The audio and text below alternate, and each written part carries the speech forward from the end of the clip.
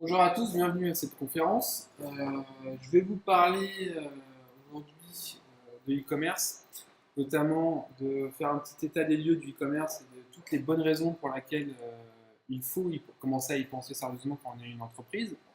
On va aussi parler d'un sujet qui me tient à cœur, qui sont un peu les mythes liés autour du e-commerce, parce que c'est un sujet qui n'est pas simple à aborder. Il y a beaucoup de croyances sur la facilité liée à la mise en ligne, à l'activité de vente en ligne et forcément des erreurs qui s'en suivent. Donc le but c'est un petit peu de casser ces préjugés pour mettre un peu les yeux en face des trous. Donc on va commencer avec l'état des lieux, juste pour bien se rendre compte de l'importance du e-commerce aujourd'hui en France. C'est 45 millions d'euros de transactions exactement enregistrées sur les différents sites, avec une croissance à deux chiffres depuis déjà quasiment 7 ans. En 2012, on est à plus de 20%, on sera a priori en 2013 à une croissance équivalente. Donc c'est un secteur d'activité qui se porte très très bien et qui concerne maintenant toutes les catégories de population. Il y a encore quelques années, on pouvait dire que la cible senior n'était pas concernée par l'achat en ligne ou la cible peut-être plus provinciale. Aujourd'hui, ce n'est pas du tout le cas. Le taux d'équipement est suffisant chez tout le monde et toutes les catégories de la population sont concernées par la vente en ligne. De manière logique, parce qu'aujourd'hui, il y a énormément d'avantages à avoir une boutique en ligne. Il n'y a plus de contraintes d'espace et de choix. On peut acheter à peu près tout ce qu'on veut aujourd'hui sur Internet. Autant des produits que des services qui ne sont pas disponibles de manière traditionnelle localement. On a des catalogues produits beaucoup plus vastes et surtout on a une pratique de la comparaison qui est beaucoup plus simple puisqu'il suffit de passer d'un site à un autre en quelques minutes, ce qu'on ne peut pas faire dans la vraie vie en changeant de magasin à cause des distances.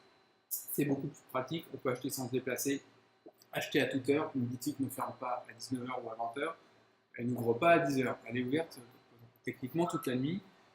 Et surtout, on peut être livré à domicile ou dans des points d'enlèvement. Donc il y a énormément de côtés pratiques à faire de la vente en ligne. Donc forcément, quand on voit tout ça, on se dit, le e-commerce, c'est une bonne idée pour mon entreprise. Il faudra peut-être que je me pense sur le sujet pour en faire. Effectivement, c'est une bonne idée et vous n'êtes pas les seuls à y avoir pensé. Aujourd'hui, il y a à peu près 45 nouvelles boutiques par jour qui se lancent en France. Donc on était à fin 2012 à 117 000 boutiques.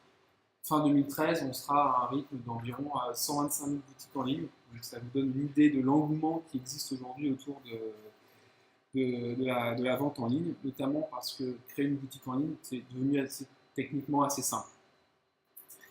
Malgré tout, ça ne fait pas encore beaucoup. 117 000 sites marchands en France, c'est à peine 10% des entreprises de commerce de détail. Donc, ça veut dire qu'il y a encore une énorme marge de manœuvre en termes de développement. Si on compare avec d'autres pays européens, par exemple, la France n'est qu'en 8e position. Le Royaume-Uni, les pays nordiques par tradition sont beaucoup plus avancés dans le, dans le domaine de la vente en ligne et dans la maturité de leur marché. Donc la France est aussi un marché qui a encore un bon potentiel de croissance.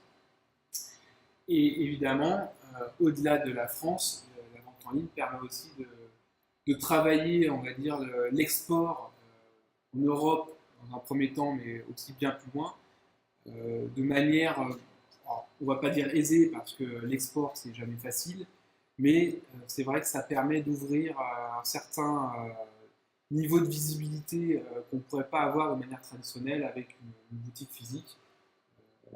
Une boutique en ligne se référence très facilement dans des moteurs à l'étranger et avec une bonne stratégie, on peut avoir la visibilité d'une multinationale en ne l'étant pas. Donc forcément, c'est intéressant. Il n'y a pas de contrainte d'espace pour présenter son offre. Une boutique physique, en gros, c'est la taille de la vitrine. Un site e-commerce, il y a absolument zéro limite technique. On est ouvert à 24 heures sur 24.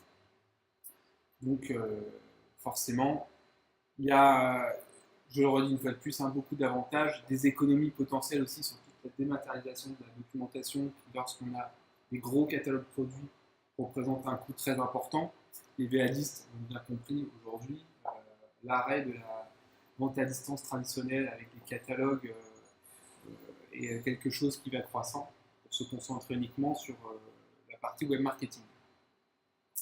Donc une fois qu'on a vu ça, on ne peut que avoir envie. La question c'est comment je me lance. Alors, il y a le réflexe traditionnel de dire je vais créer ma boutique en ligne. Souvent sur mesure, parce que c'est clairement aujourd'hui ce qui est le plus poussé par la plupart des prestataires.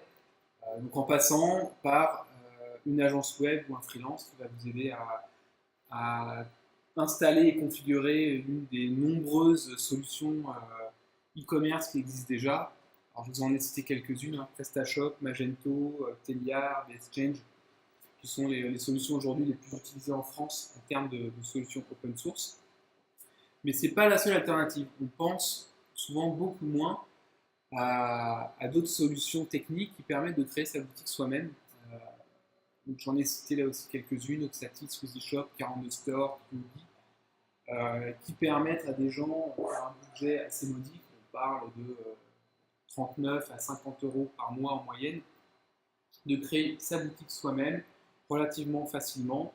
Alors, évidemment, on n'a pas le même résultat en termes de qualité qu'en passant par une agence web, mais ça permet déjà de démarrer à moindre coût et de tester déjà un petit peu son business sans trop prendre de risques.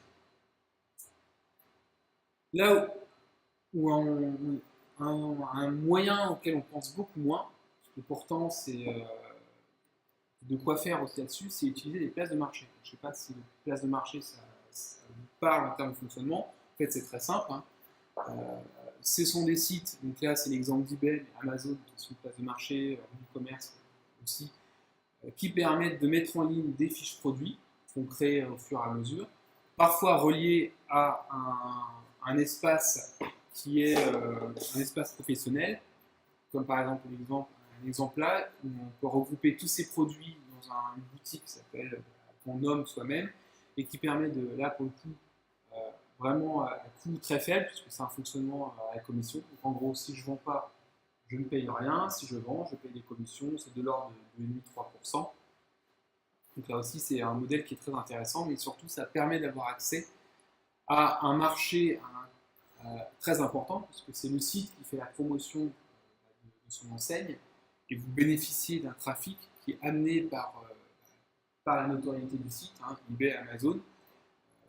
Et donc, ça permet là aussi de tester une dynamique de vente en ligne à très faible coût, de tester des produits pour voir si ça rencontre clairement une offre en face. Les places de marché B2C principales en France, clairement, c'est eBay, Revue Commerce, PriceMaster, Amazon. La Redoute a lancé sa place de marché, Cdiscount a lancé sa place de marché. C'est une tendance de fond qui est forte pour aujourd'hui, faisant vraiment partie intégrante d'une démarche de démarrage dans la vente en ligne. Le Bon Coin, ça en fait partie aussi. Le Bon Coin, effectivement, alors on ne peut pas dire que c'est une place de marché. Ceci dit, il y a aujourd'hui des gens qui clairement font du business en utilisant le Bon Coin, alors de manière effectivement très amateur, mais une fois de plus, ce qui est important, c'est de voir si un produit donné rencontre son public et si effectivement on s'aperçoit que ça marche. Là, on sait qu'on peut, de manière assez sereine, professionnaliser la démarche en créant sa propre boutique ou en allant sur des places de marché qui sont plus adaptées pour ça. On peut aussi faire de la vente en ligne en B2B, puisqu'il y a des places de marché spécialisées qui existent, qui sont dédiées à des secteurs d'activité. Il y a quasiment une plage de marché qui existe de manière générale, donc c'est très verticalisé. Mais pour une entreprise qui est spécialisée dans un domaine d'activité, c'est aussi une option qui est possible. On a aussi la possibilité de vendre via des sites tierces, ce que propose clairement Vente Privée. J'ai un stock de produits à vendre. Alors, il y a Vente Privée, mais il y en a évidemment beaucoup d'autres qui se sont lancés sur le secteur. Donc, comment je propose ce stock à un public captif qui va, le site de vente privée va du coup permettre de faire aussi la promotion de l'entreprise de manière événementielle. Donc là, on est moins dans dans la construction d'un business model, hein, c'est quand même plus de la vente événementielle, il ne faut quand même pas le perdre de vue, mais là aussi ça permet de valider une approche produit, marché qui est intéressante. On a vu aussi il y a quelques années l'apparition des sites d'achat groupés, donc qui permettent de proposer des offres là aussi événementielles sur un principe de plus on est nombreux à vouloir le deal, plus les prix baissent. Donc, ça a été un petit peu pas mal décrié depuis, mais c'est encore un modèle économique qui reste valable si on veut tester à nouveau son offre ou se faire connaître. En l'occurrence, les sites d'achat groupés sont quand même plus, on va dire, connus pour travailler sa notoriété que la rentabilité. Notamment parce que les prix proposés sont souvent très bas. Ça, c'est imposé par le site. On a une dernière possibilité qui est d'utiliser Facebook, parce que Facebook et certains prestataires permettent de créer une boutique en ligne. Donc là, évidemment, ça sous-entend d'avoir quand même une communauté déjà existante, soit via l'existence d'une page Facebook. C'est pas évidemment à la portée de tout le monde, puisque Facebook quand même attire plus des produits grand public, où c'est réservé à des marques, on va dire, un peu aspirationnelles, hein, qui sont séduisantes sur le papier. Mais voilà, c'est aussi possible, en travaillant un petit peu, d'avoir un relais de vente sur Facebook notamment. Donc voilà un peu pour le panorama de toutes les solutions techniques envisageables pour se lancer dans la vente en ligne. Donc on peut croire que du coup la vente en ligne c'est assez simple, hein, on peut vendre sur Facebook. Malheureusement, ce n'est pas vraiment le cas. Vendre en ligne, c'est pas l'Eldorado qu'on veut bien faire croire. Il y a des grands mythes qui sont véhiculés par les médias, par les prestataires. J'en ai pris 3 parce que c'est, je pense, les plus symptomatiques. Le premier, c'est évidemment que créer un site est un jeu d'enfant. Bien évidemment, ça ne l'est pas tant que ça. Hein. Je vois beaucoup de sites qui proposent la création de sites de manière très simple, créer votre site en 3 clics. Donc, oui, techniquement, c'est faisable. Maintenant, c'est pas parce qu'on a un site avec des produits dessus qu'on va automatiquement générer des ventes. Il manque un truc essentiel, c'est le trafic. Voilà, un autre exemple d'offre à très bas coût, voire gratuite. On voit très bien que le résultat en termes de boutique en ligne est clairement amateur. Aujourd'hui, on est très loin de ce niveau pour espérer générer des ventes. Et le consommateur, il est aussi de plus en plus aguerri, il a besoin d'un minimum de confiance, et quand on arrive sur ce genre de site, à moins d'avoir des produits qu'on est les seuls à proposer, il y a quand même assez peu de chances d'arriver à vendre quelque chose. Aujourd'hui, un site e-commerce, il y a quand même un minimum de professionnalisme à avoir, aussi bien dans l'ergonomie que dans le traitement du visuel, que dans ce qu'on appelle l'expérience client. La fameuse expérience client, c'est le fait de trouver facilement les produits qu'on cherche dans le site, c'est le fait d'être rassuré sur l'acte d'achat dématérialisé qui est encore quelque chose d'anxiogène. Hein, on n'a pas de vendeur en face, on est livré à soi-même devant son écran. S'il y a besoin d'informations, s'il y a besoin d'être renseigné, eh ben, on a deux options. Soit on trouve l'information dans le site, soit on fait demi-tour, parce que clairement, on ne prend pas le risque de faire une transaction en ligne sans être certain que celle-ci va être bien traitée, qu'il va y avoir des recours si jamais la commande ne se passe pas exactement comme prévu. Donc il y a de plus en plus un besoin de professionnalisme assez élevé pour réussir dans la vente en ligne. L'amateurisme est de moins en moins présent. L'autre point, c'est que faire de l'e-commerce, c'est pas qu'une question de boutique en ligne. On l'a vu, tout le monde peut créer sa boutique en ligne, mais la réalité, c'est qu'il y a un besoin de nombreuses compétences complémentaires pour faire les choses correctement. Évidemment, il faut avoir un minimum de sens artistique pour faire une boutique avec un beau web design. Il faut avoir quand même un minimum une compréhension technique de l'outil pour savoir s'en servir. On parle de configuration, d'hébergement, de développement. Il faut faire des belles photos produits. Évidemment, des photos qui ne reflètent pas la qualité du produit ou la réalité de ce qu'il est réellement, c'est pas très vendeur, hein, c'est du bon sens. Donc, il faut parfois traiter toutes les photos de son catalogue avant de pouvoir les mettre en ligne. Il faut avoir un minimum de connaissances juridiques, puisque la vente en ligne, ce n'est pas le Far West. Il y a un minimum de règles à respecter. Il y a un code de la consommation qui s'applique aussi dans ce domaine-là. Et en l'occurrence, le consommateur est très protégé dans la vente en ligne. Donc, il vaut mieux savoir ce qu'on fait, sinon on s'expose très vite à des problèmes.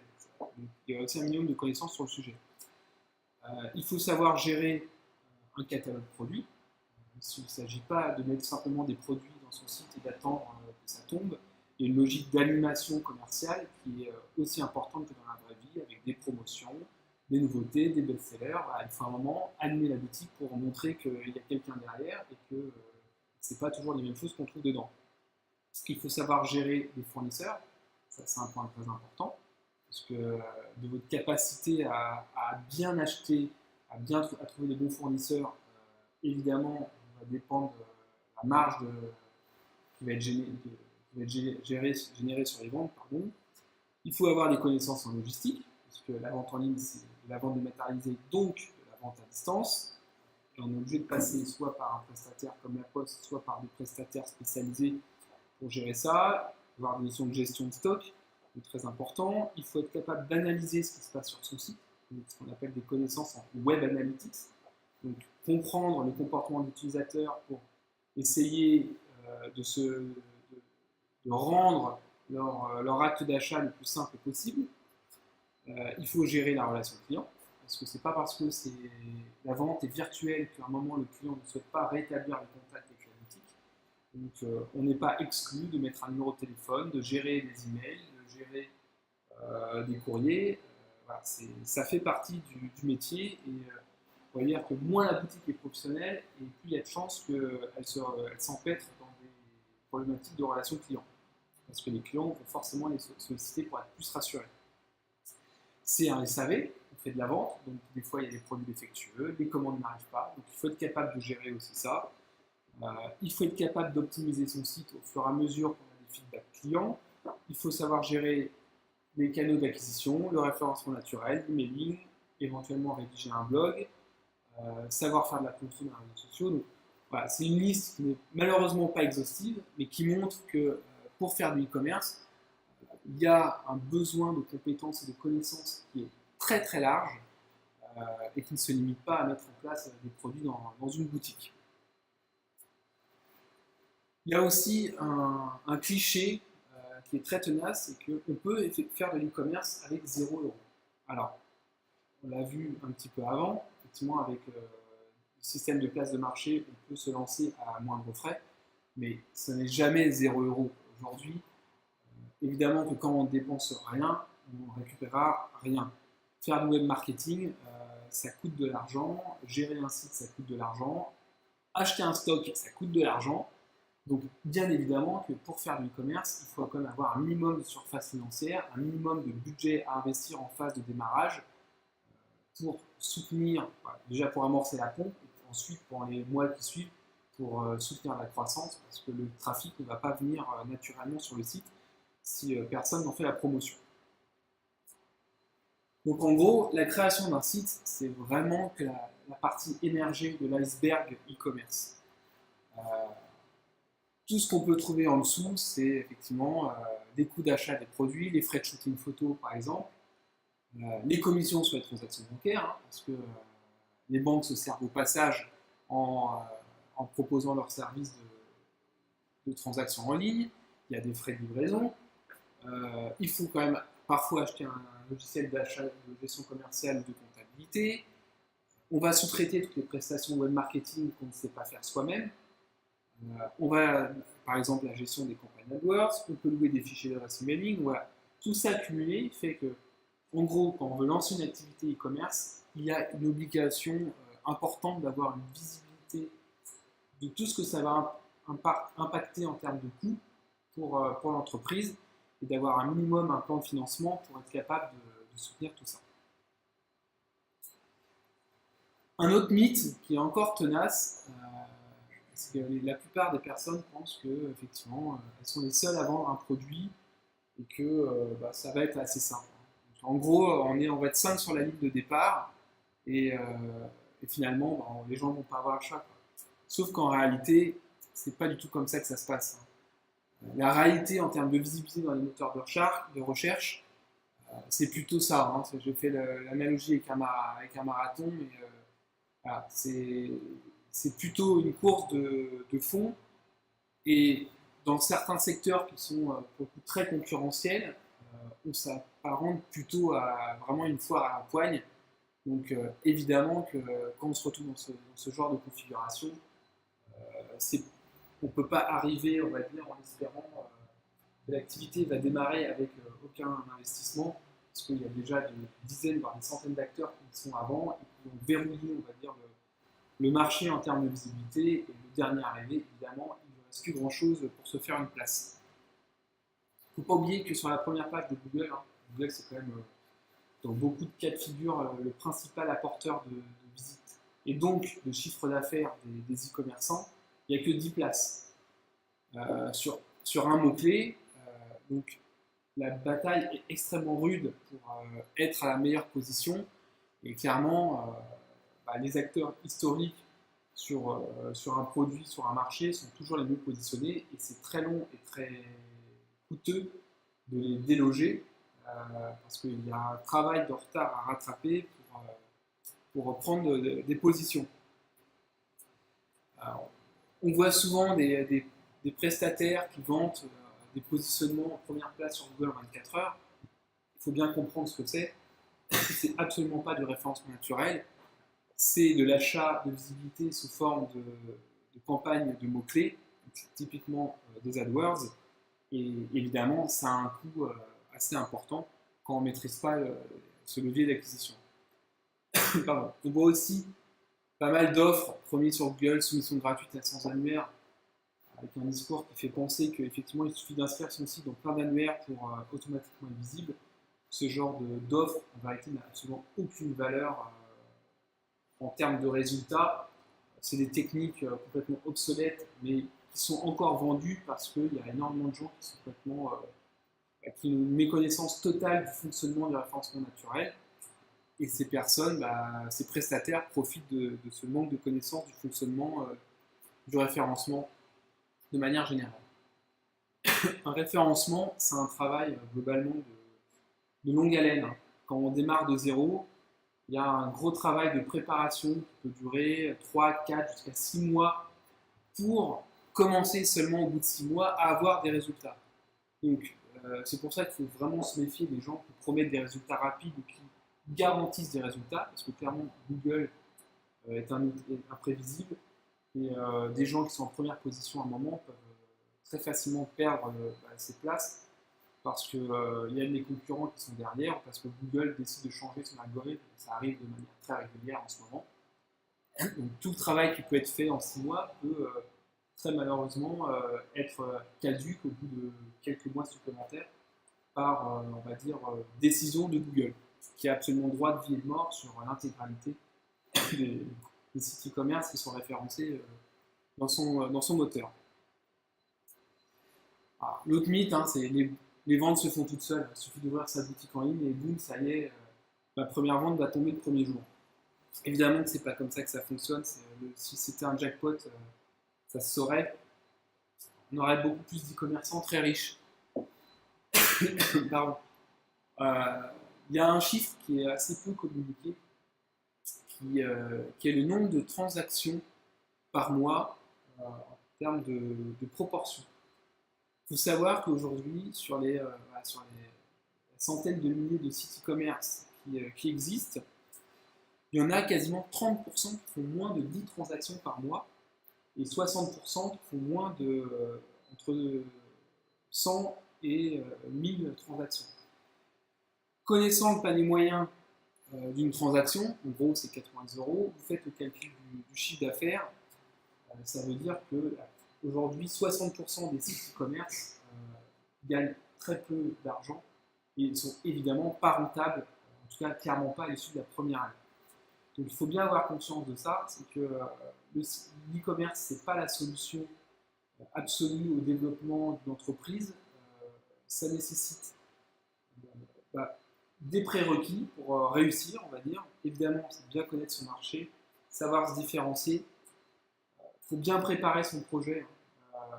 Une erreur dans un projet e-commerce, ça peut coûter très vite assez cher, voire carrément plomber, on va dire, les chances de réussite du projet.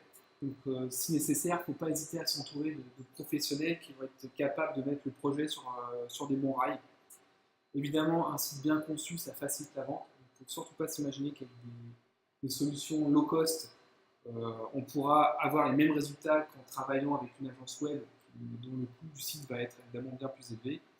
Et enfin, avant la fin, investir. Là, il n'y a pas de secret. Hein. Aucune entreprise ne réussit sans investir un minimum. Donc il faut être capable d'investir en web marketing et surtout d'investir sur les bons canaux d'acquisition. Et enfin, je dirais que l'e-commerce, c'est aussi l'école de la patience, parce que rien n'est immédiat.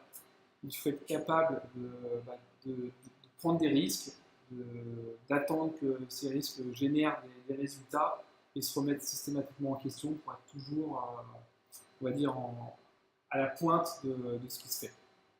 Voilà, on va dire un peu mes bons conseils pour se lancer dans l'e-commerce. Merci de votre attention.